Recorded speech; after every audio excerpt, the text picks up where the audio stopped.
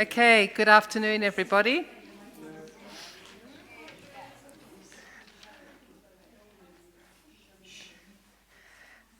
The hardest question on those sheets are about the pine trees, which are actually outside of the church grounds, and the information about them is on the big stone bench out there on the outside of the garden. Okay, so welcome to our Tending the Gardens mini retreat. Some of you don't know me. I'm Julie Ward, and with John down the back there doing the sound desk at the moment, we are your hosts this afternoon. The plan is that we have a pleasant afternoon. Maybe learn something and go away with some ideas to think about. Before we start, can I remind everyone to either use the QR code or fill in the contact sheet. The toilets are in the hall, and in the unlikely event of an evacuation, the muster point is at the Lich Gate. You may notice that the forest red-tailed black cockatoos have been busy, so please look out for honky nuts on the ground and being dropped by our friends. I hope you've all had a bit of a wander around the buildings and the grounds and found various plaques. You can finish it off during afternoon tea. So Bob Melville, internationally acclaimed rose expert and judge with very deep roots in our community, will share some of his knowledge with us this afternoon. And then after afternoon tea, Sylvia Greville, theologian and artist, will delve into gardens spiritual. So we're doing our temporal and spiritual gardens. Okay, I'll hand it over to you, Bob. Thank you, Julie.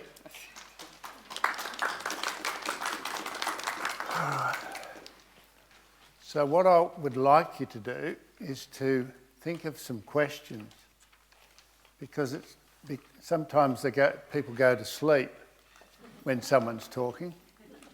So you need to think about and relax and think of some silly questions that you think is silly, but are very relevant to the environment as well as what you want to learn. So today, hopefully, you'll be learning 2021, which is not a lot of education is about 2021. A lot of it's 50, 100 years old that you've been taught about growing plants and roses. So roses go back 37 million years ago, and they're one of the largest genus in the world. A lot of our fruit trees come from the rosa family. So I thought I'd let you know the age of the roses. That's carbon dated, it could be older than that. But a lot of big events, rose petals and roses were used to give, especially men, the spirit to go out and fight for their country, so the War of the Roses and all those sorts of things. So we've got lots of good roses now, and a lot of so-called elderly people, and they say, Bob, why don't you look in the mirror? Because I say, the old people say, the roses used to have more fragrance 50 years ago. Well, they didn't. Today, there are more fragrant roses than ever. It's a lot without smell, though. There were a lot before, more than there is now. Do you know that? So sometimes I may come across a little bit, not rude, but very strong. So that's part of learning. So if you don't hit something in the nervous system, there's something wrong. So, and I'll be gentle because I'm in a spiritual place. I was christened Church of England in St George's Cathedral, and I believe in looking after those people like yourselves today, and educate you in the most professional way. Gardening, I've found that most people are traumatised with roses, not because of the thorns, but the education that they've been given is so antiquated that it is very simple. So if we go outside to have a look at the roses, and this is nothing to do with how it's pruned and all that sort of stuff, but there are ways, maybe next winter, I can come and show you how to prune roses correctly. So when you have a look at a diagram in a magazine or in a book, you'll see that these diagrams and photographs are probably 100 years old, and that's not what we should be looking at. Today, the modern rose flowers probably 10 times more than they ever did. And Perth, Western Australia is the premium place in the world, not in Australia, in the world, for growing roses. When I went to different parts of the world, people would say, "Oh, this is the man from down under," or Crocodile Dundee. And they'd say, we have visited Western Australia, Perth, and we've noticed that the gardens that we see are far superior to anywhere else in the world. So it's because we have a very strong root system, and it's called Fortuniana. And if you notice in a lot of big places and they start with B, they don't care about what people get as far as roses are concerned. So 100 years ago, it was known that you couldn't grow roses in Perth. So a little bit of history on that is that there was a massive drought in 1911. That was when my mother was born. And all roses died in the hills. So there was a person down in Guildford Way that he had a camellia nursery as well as a rose nursery, and he was getting some budwood sent out on a boat from England, from Kew Gardens to Perth, so that the Perth people could have some roses. But he didn't have any stock because it had all died. But he had this climber called Fortuniana. So Fortuniana was mainly put at the front gate, and you walk through this rose. It was a white to green, and it was basically a very tough rose. It is the best stock in the world. So I don't want to dwell on that, but that's when Fortuniana became quite famous throughout the world. The Americans have had trouble growing roses, and they're starting to grow Fortuniana. And the Rose Society of Western Australia only recommends Fortuniana. And so it's our 90th year next year for the Rose Society of Western Australia. And so we're going to have, hopefully, without corona, we'll have hopefully a good 90th year. So now, is there any questions before I go on to the cultural side? That's a little bit of history of Perth, Western Australia. And if there's any questions on that, we'll go into some of the varieties to relax you and start asking some questions. What part of the world did roses originate? China. China, okay. Yeah. In the mountains or down on the coast, or? Some were from the mountains, but most of the roses then were so frail. There were no red roses. There were only pink and white. So through hybridising, and Empress Josephine was the first person to order 167, I think it was, apothecaries rose. Does anyone know about the apothecaries rose? Well, that was the witches used to use this rose to kill off their prey. So Empress Josephine thought, well, if I can have my mattress and pillow stuffed with this rose, then it'll keep the evil spirits away. But that's very, very new. Rose growing was started in France, Lyon, and Guillaume was the first rose grower, a commercial rose grower in the world. So France was where commercial growing started. And when I went to Lyon, I met an ancestor, and he sat next to me. I didn't know who he was, and he was talking to me, and he said, "Oh, I come from the Guillaume family." So I said, "Oh, you were the first rose growers?" "Yeah." So we became very good friends. And so that's where it originated from. Kew Gardens is famous because everyone thinks that that's where roses came from. So because the English were very good sailors, they sailed right throughout the world.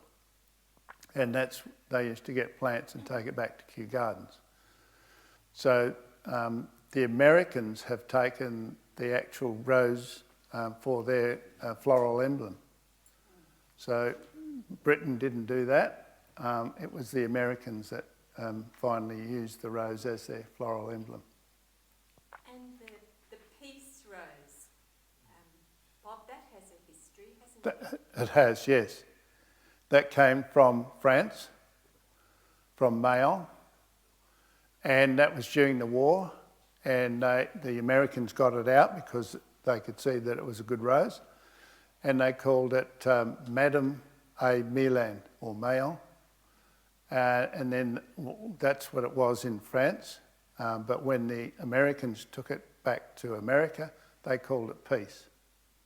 So that's how the peace rose became a very significant rose. And I understand that during the war, those people who had beautiful nurseries and rose gardens just had to neglect them because the only thing that the world was interested in was food. Yes. So it was a unique thing to help those roses to survive. That's right, yes. Sorry, which war are we talking about? First or Second. second?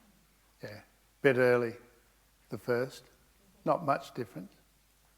So, yeah, there's a lot of history, and you know, when you're trying to teach people how and why, you have to have basics first. So basics is very important. You can't get to the top if you haven't got basics.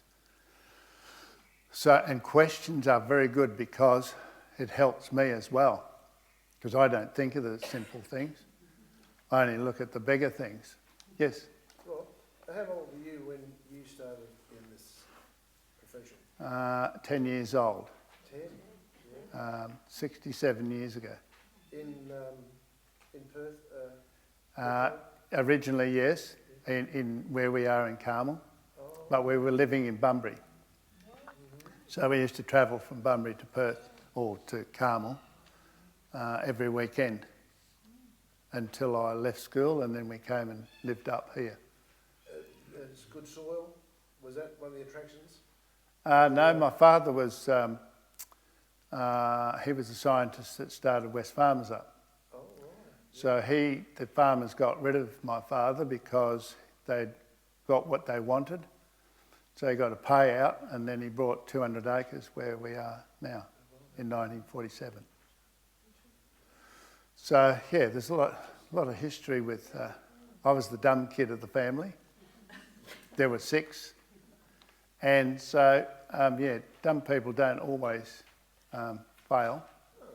So I pride myself of learning lots and being successful. Only by looking, not by reading, by looking and doing. I always say, Rob, don't be too hard on yourself, leave that up to someone else. Oh, well, yeah, I am hard on myself. Yeah, but I mean, other people's opinion. Yes. Are there any claims to fame about the oldest living rose bush? Oldest. Yes. Well, it's really a guessing game. The French will say their roses were the oldest, and the English will say theirs is. So all these numbers that you have, 3,000 years before Christ and all this sort of stuff, is we don't really know whether that's correct or not. So they go back 37 million years, and that's a long way. That's carbon dated. It's been done about 25 years ago.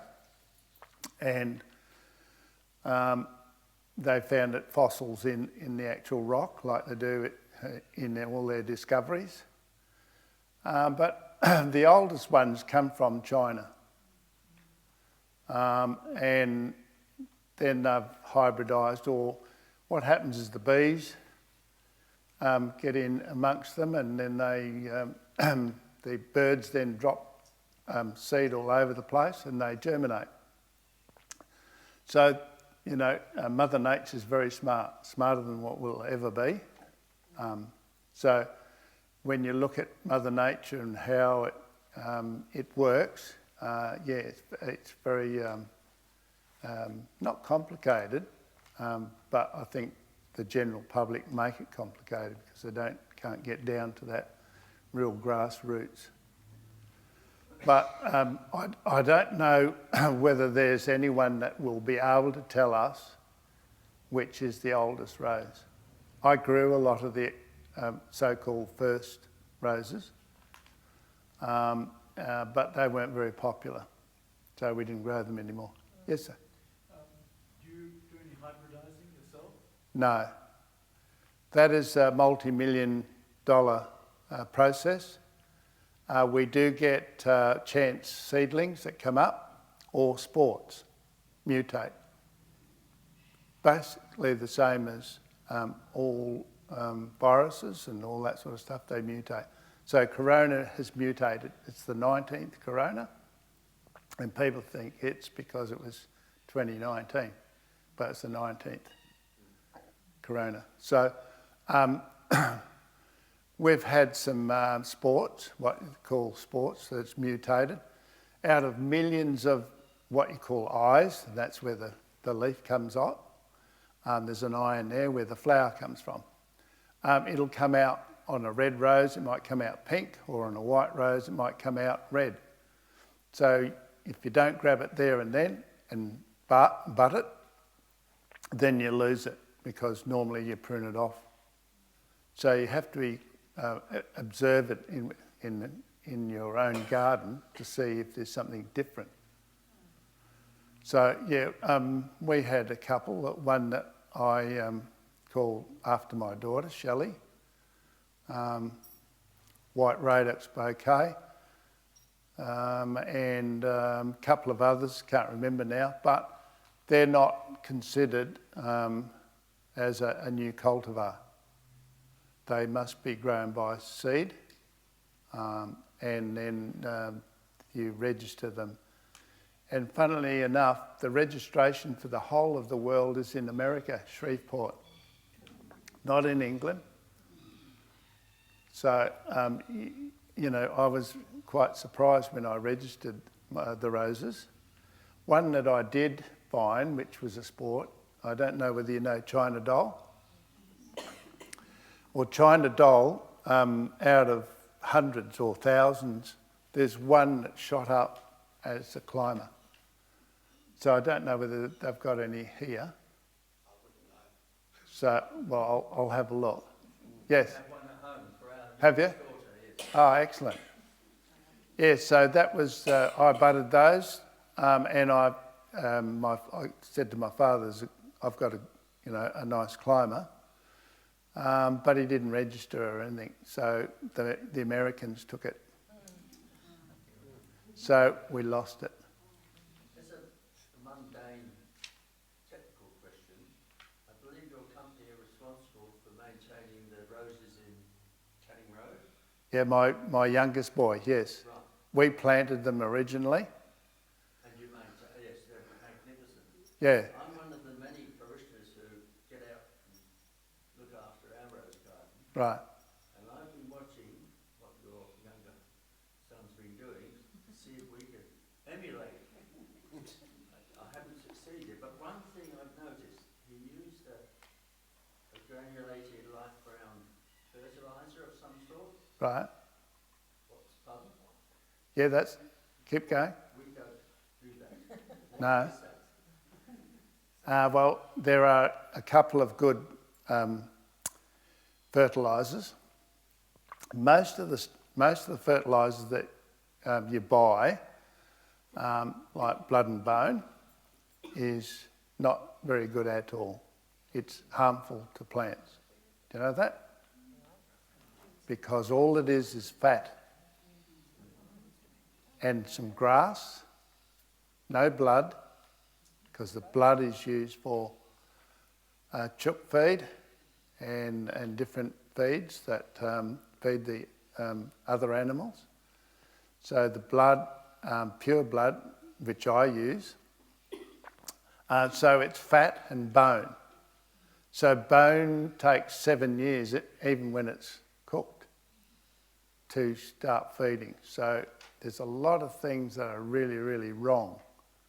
So they're the good questions, and I thank you for that.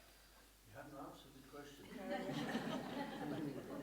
Well, if I could tell you what he's using, it could be horticultural special, or what's the other one? Comes from Denmark. You're not going to let us in on this, are you? Yeah. But I have to find. But we use horticultural special, which I have to get specially made. CSBP used to make it, but they didn't. It wasn't paying them to do it for the home gardener, so they eliminate. All good things have been.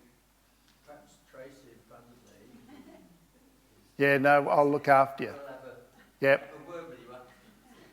So next time you feed, I'll give you a bag of horticultural special. Okay? What's the ingredients? Oh, it's just a balanced NPK, which is nitrogen and phosphorus and potassium. So the air that we're breathing now, we're breathing nitrogen. Did you know that? Nitrogen.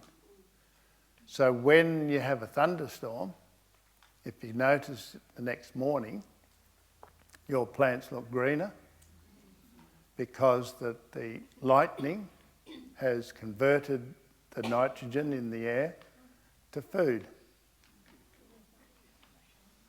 So these are the little things, and that when greenies go to tropical areas and they ask, what do you feed your plants on? We don't use fertilisers. So they come back here and tell me that you shouldn't be using fertilisers. See? But every night they get liquid fed. So just about every night there's a thunderstorm. So it converts the nitrogen so the plant can eat it. Bob, is this a time to ask you about growing roses in pots? Yeah, good time. Question I have is it better not to have anything else growing in the pot with the rose? Is it better for the rose to have all the nutrition in the soil, etc., for it? Well, you've answered the answer. I've given you the answer. It is Yeah. better. Pull everything else out. Well, roses are greedy. They love as much food as you can give them and as much water. So in Perth, Western Australia, we were the first in the world. So we're quite smart in WA. We were the first people in the world to grow roses in pots in the early 70s. So we used plastic pots and we used jarrah sawdust and sand. And that's where now all the other countries that are growing and selling their roses in pots came from Western Australia. So we used to grow, or try to grow roses in tin cans. We had all this nice compost, and so by about this time of the year, they're all starting to fail. The reason being is the heat that is generated in a pot is too hot. So anything with clay in will cook the roots. So any plant that you grow, it'll go on the outside of the or inside of the container. They go out and then they go in to fill the pot.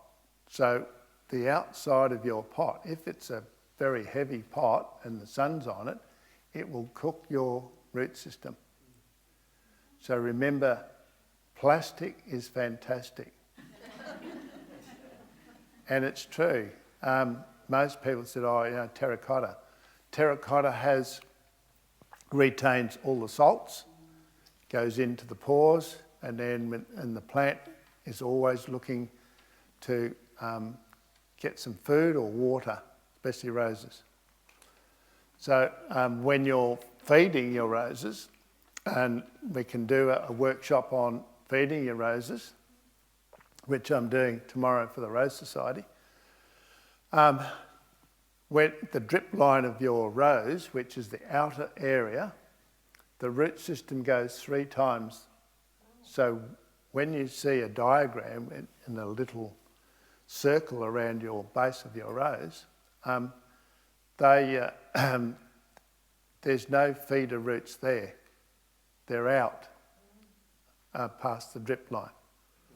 So when you're feeding, you feed the whole garden bed, not this little circle. So in Europe and places like that, they plant their roses 8 to 12 inches apart. So 8 to 12 inches apart is very close because they haven't got the root system like we have in WA. And Bob, watering, is it better to spray over the whole of the plant? Yes. So if you don't have a shower or a bath for 6 months, you don't perform too well. So when you're feeding your roses, you only use slow release. Slow release. Osmocote is the premium product, 8 to 9 months. And you need to use the pots that my son sells now, which are 200ml pots. They call it 200ml pot. You use between 30 and 40 grams per one of those pots. So if you've got 10 of those pots in your big pot, you use 400 grams. So we were told by the manufacturers where Osmocote comes from the Netherlands, that we will kill our roses if we use that amount. So I proved them wrong. And so we got a certificate for being the most innovative person in the world for using slow release. Perth here in Kalamunda. So a lot of the smart people around the place don't like that. Here's this dumb kid that knew nothing. But, and I go back to that because academics don't want to look at people that are, like my father, wouldn't recognise me until a few weeks before he died. So that was pretty sad. But I had a father for 3 weeks. So because I have a problem with my eyes, I could read, but not for very long. So I've still got that.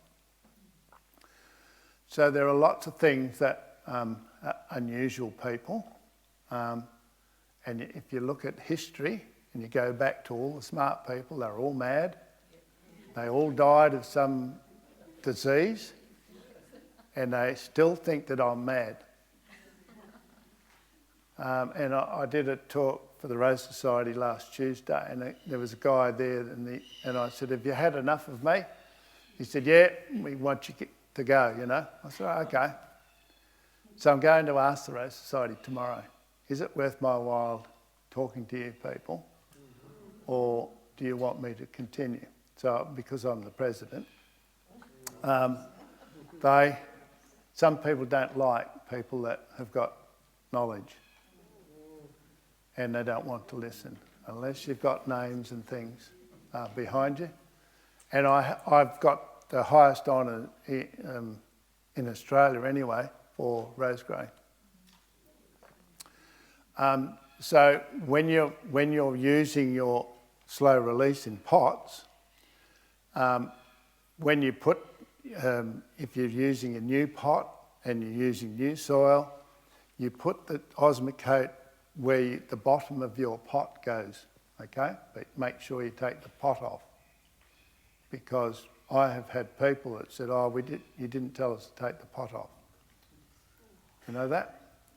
So what happened is that after a few years, the pot where they make holes in, it strangled it, so it wasn't growing too well. So these are the things that you learn on the way. So you use around the rim of the pot, you push a hole in, and then you put the amount of osmocote around evenly. So the roots will find it because, as I said, it fills the outside of the pot first and then goes in. So if you've got a big pot, you're using up to 400 grams. So I was the leader in growing plants with osmocote, and I still use it exclusively. Whatever I pot or whatever I do, I use slow release. Rob, excuse me, is that available, like we go to Bunnings? Yep. Just go there and get off the shelf? Well, it's only got 20% of osmocote in it. The rest is coloured prills. Do you know that? No. Yep. Nice. So the bags that we buy, 25 kilos, that's got 100%. But because there's a difference between commercial and the home gardener, they treat you like idiots, which is very sad. So I did buy, for the Rose Society, I brought half a tonne of osmocote for them to try. No one's really come back and said it's worked, but because they're frightened of using the amount. Do you know that? Everyone's frightened to use that amount. It won't kill your plant. It'll make it grow. So it's slow release versus top dressing, like, all-purpose fertiliser. What the all-purpose does, it composts your potting mix. So you'll see your pot starting to shrink. So that's what happens, whereas slow release doesn't allow that. It only uses the amount with the temperature. So over 25 Celsius, it starts releasing quite quickly.